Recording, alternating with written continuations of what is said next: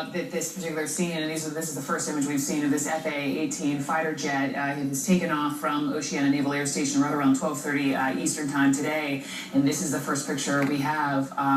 It seems all systems go. It appears fine, and now we know not too much longer, perhaps after this picture was taken, it crashed into an apartment building, a complex. From eyewitnesses I've talked to, folks in the complex, elderly folks, families, veterans there in this Virginia Beach, Virginia neighborhood.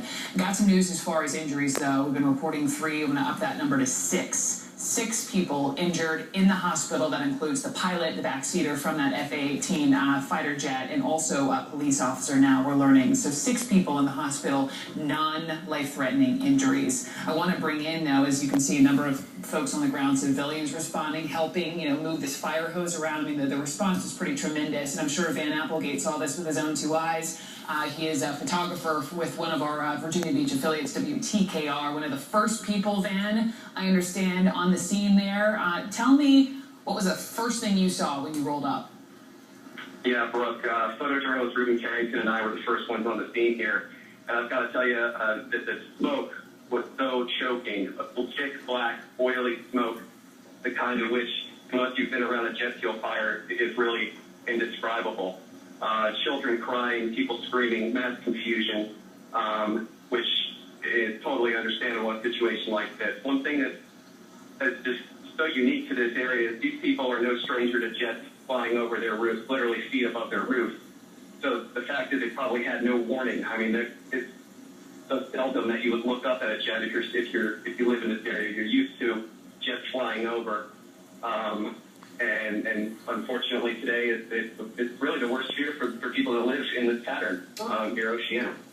Van, are you still on the scene? I am. I'm just north of the crash site right now. I'm looking at what is left of this apartment complex, just the outer shell of the building I'm looking at.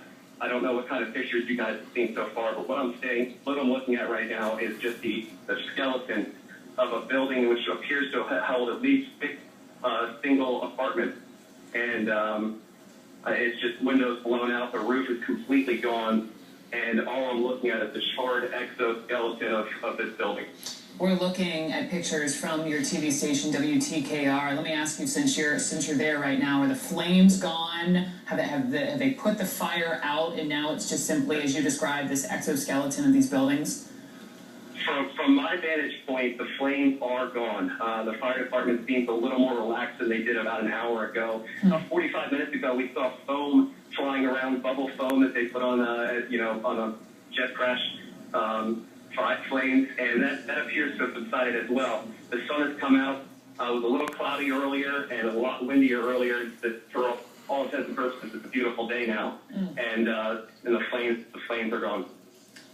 In terms of, from what we heard, it looks to be a number of different buildings in this apartment complex. Fire and EMS were telling me it looks to be 5 buildings were in some shape or form damaged. And my question was, are all the people who were here, this was lunchtime, kids are home, it's spring break, is everyone accounted for? Do you know? That I cannot speculate to at this time. I do know that in an earlier press conference, they said that they were sending in search and rescue crews to obviously try to account for those people. I have not been to a press conference where I've heard otherwise. But I do know that for fire department and the police are doing everything they can at this point, and they did a terrific job. And if I can, I just want to point out, the folks at Virginia Beach came out, and they helped this fire department in ways that were just heroic. I don't know if you saw the video. 20-some, 50-some people came out to help move hoses, and it was really just incredible. Final thought to you. I know you've been tweeting a lot about this story that you were sent to cover, and I just want to read one of your tweets, Van. You tweeted, "The most horrific event I have ever covered. So raw, so close to home." How so? It is close to home for me. It is close to home for me. I live in an apartment complex less than a quarter of a mile from here, and this could have been my apartment. I live in this area. I'm proud to call it home. We often say, the sound of freedom is the price you pay to live here. These jets crossing over your home, it's nothing new to these people. They're used to hearing these jets, and it's in the back of your mind. Yeah. What could happen? That could happen, and today is obviously it did, unfortunately. Van Applegate, we appreciate you and the other photojournalists on scene helping us get these pictures so we can tell the story. Thank you, Van, so much. Do you want to move along?